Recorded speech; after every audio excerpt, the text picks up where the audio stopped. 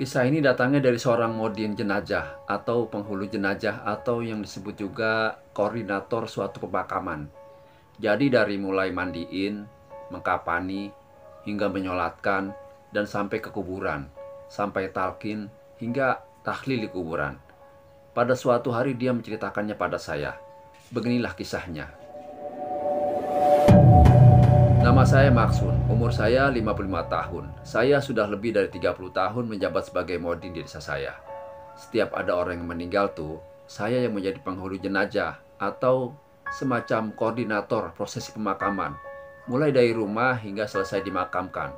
Kemudian malamnya saya menjadi imam tahlil di rumah duka selama 7 hari. Saya pernah, tanpa sengaja, menjadi penghulu jenazah di alam jin. Begini ceritanya.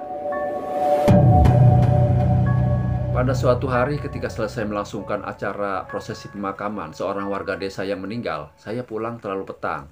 Maklum, hari itu ada orang meninggal dunia terlalu sore. Sehingga pemakaman selesai ketika hari menjelang gelap. Saya tiba di rumah pukul 7 malam Jumat kala itu, dalam keadaan hujan gerimis. Bersamaan dengan itu tiba-tiba ada sebuah mobil sedan warna putih berhenti di depan rumah saya. Lalu keluar dua orang laki dengan menggunakan busana muslim dan memakai topi hitam atau peci hitam, seperti yang saya kenakan. Mereka berlari kecil menghampiri saya dan mengatakan ingin bertamu di rumah saya karena ada satu keperluan mendadak. Lalu saya mempersilahkan mereka masuk rumah bersama saya. Mereka masuk dan langsung duduk di ruang tamu. Kemudian kedua tamu saya mengenalin diri bahwa mereka adalah warga dari wilayah lain di kota saya. Lalu mereka menyampaikan suatu keperluannya kepada saya. Ternyata mereka adalah orang yang juga sedang berduka. Salah satu keluarganya meninggal dunia dan mereka meminta bantuan saya untuk menjadi penghulu jenazah untuk mengantarkannya ke pemakamannya malam ini juga. Saya merasa keberatan untuk memenuhi permintaannya karena di desa mereka tentunya kan sudah ada modin juga di sana. Masa iya nggak ada modin dalam satu desa? Selain itu, saya juga baru saja pulang dari mengurus acara proses pemakaman warga di desa ini.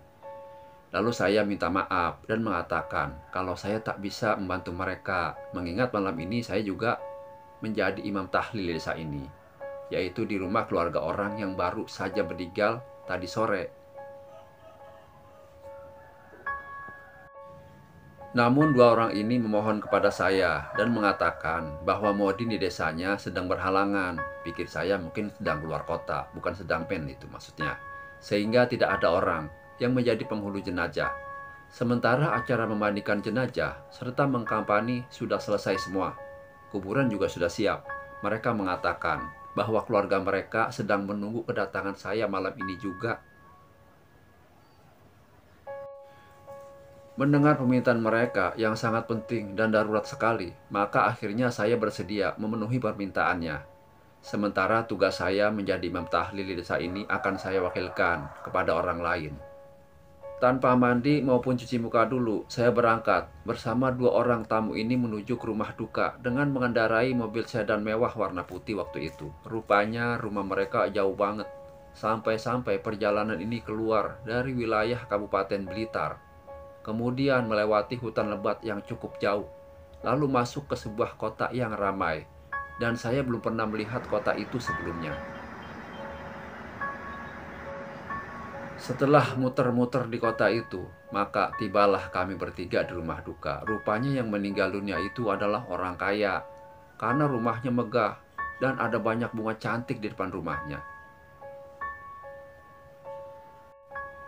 Dan benar apa yang dikatakan oleh tamu saya ini, ternyata sudah banyak orang melayat yang berkumpul di rumah duka, sementara terdengar suara tangisan para anggota keluarga yang meninggal dunia.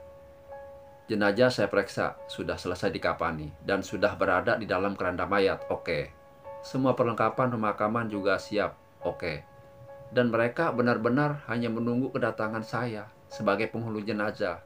Akhirnya langsung saja, seperti biasanya, saya menyampaikan pidato mewakili atas nama keluarga yang berduka, menyampaikan terima kasih kepada para pelayat yang ikut berbelasungkawa. Ya pada segala macam tuh ya, hoir, hoir. Setelah selesai, Jenazah langsung diberangkatkan malam itu juga, dan kami beramai-ramai berjalan menuju ke pemakaman umum di desa itu. Tidak lama rombongan jenazah tiba di pemakaman umum yang ternyata tidak jauh dari rumah duka. Liang kubur sudah disiapkan sejak tadi pagi, dan keranda jenazah langsung diletakkan di samping liang kubur. Seperti biasa, saya langsung masuk ke liang kubur untuk mengumandangkan azan. Dari sini mulai timbul keanehan. Ketika saya mengumandangkan suara azan, tiba-tiba orang-orang yang melayat terlihat seperti orang kebingungan. Allahu Akbar,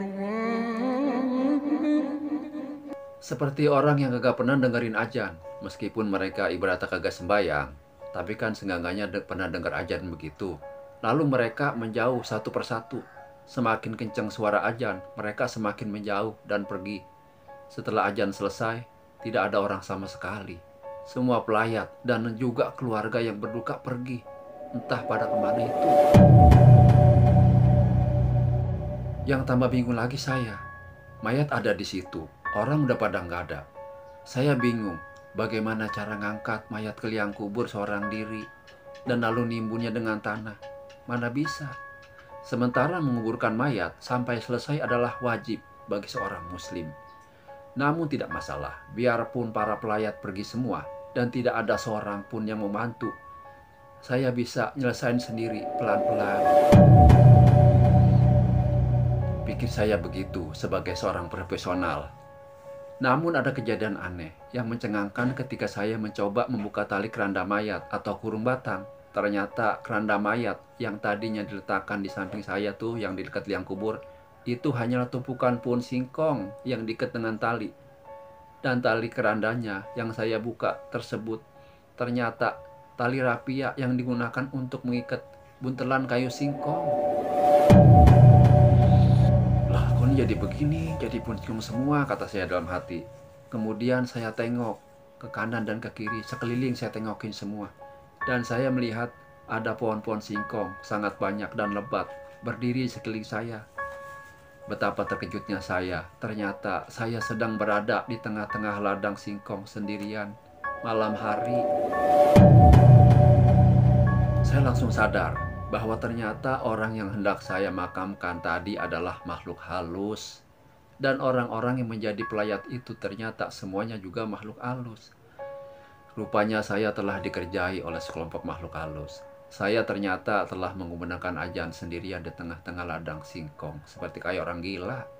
Dan ketika saya berpidato di depan rumah duka, tadi ternyata saya hanya berpidato kepada pohon singkong. Ketika itu bulu kuduk saya berdiri tegak. Tanpa pinggir panjang lagi, saya langsung kabur, ambil langkah 1000 sekencang-kencangnya agar bisa keluar dari kebun singkong sialan itu. Akhirnya dengan terjatuh-jatuh dan menabrak-nabrak semak belukar, saya kembali keluar dari ladang singkong dan tiba di sebuah kampung. Ternyata kampung itu adalah tetangga desa saya. Dan ketika saya naik mobil sedan putih tadi, ternyata saya hanya jalan kaki ke desa sebelah. Untungnya malam, sudah tengah malam ya, sehingga tidak ada seorang pun yang melihat saya kesasar di kebun singkong malam-malam sendirian.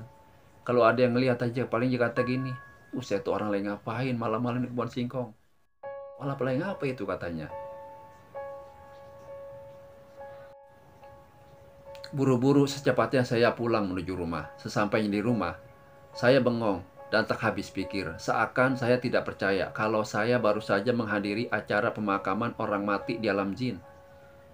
Lalu mengapa para jin itu mengerjai saya? Sudah tahu orang capek-capek pulang kemalaman dari acara pemakaman, masih dikerjai lagi oleh makhluk jin. Dasar hantu kurang ajar. Itulah kisah singkat Pak Maksun yang mengalami kisah lucu kalau kata kita, tapi horor bagi dia. Satu pesan yang harus diambil.